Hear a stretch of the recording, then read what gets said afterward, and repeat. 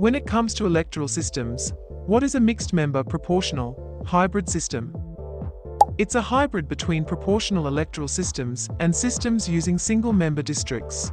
For example, imagine your city has a city council with 15 members, and they are all up for election. One way to elect them might be to split the city into 15 districts and elect one council member from each district. Another way to do it might be to run a city-wide election where all the political parties have a list of candidates.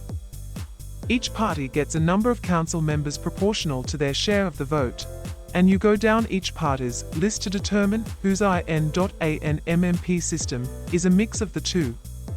For example, it might divide the city into 10 districts with one member each, plus 5 at-large members.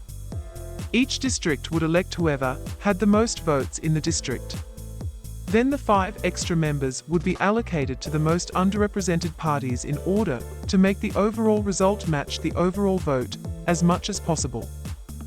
Look at the New Zealand example. Voters have 2 votes, a local vote and a party vote. Parties nominate, usually, one local candidate and a whole list of party candidates. Your local vote determines who your direct MP for the area will be. Your party vote determines what the overall makeup of parliament will be, in proportion to the percentage of the party vote they get. Say you have a party that wins 50 of the 70 local seats, but only wins 50% of the party vote. As there are 120 seats in parliament and they won 50% of the party vote, they are entitled to 50% of the seats, or 60 seats.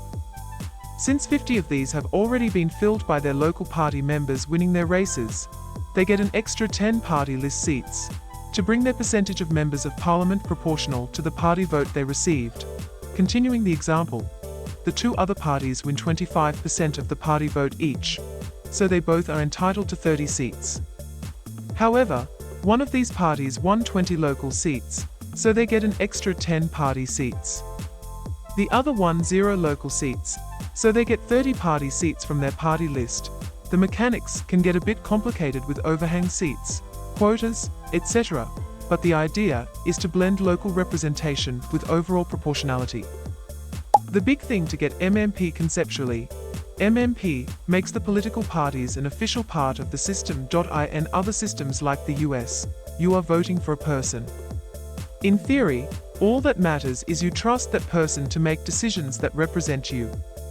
They might be part of a party to signal their intentions and to gain access to funding, but it's not required.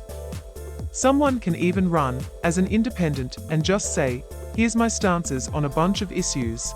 I agree with some of the parties on some things, but also disagree. I'm a social snowflake.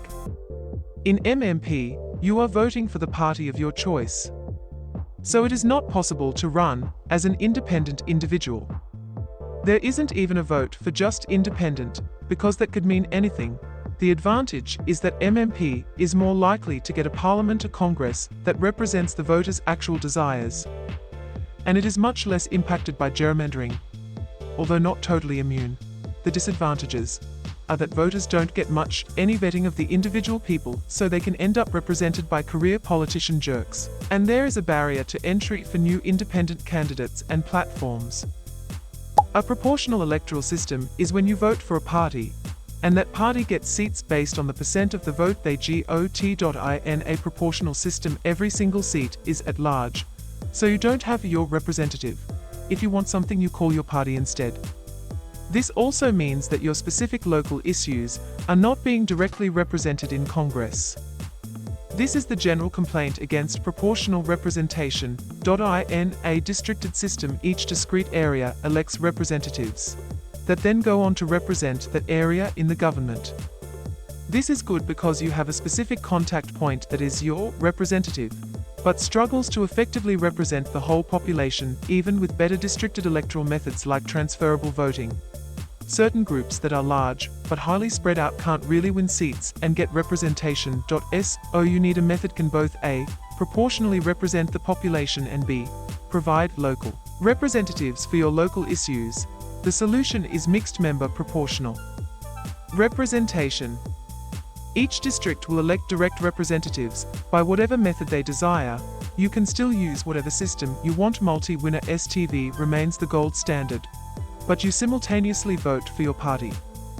The proportional results from the party vote will be used to fix the proportionality of Congress, to ensure that the population is fairly and proportionally represented, while still providing direct, local points of contact.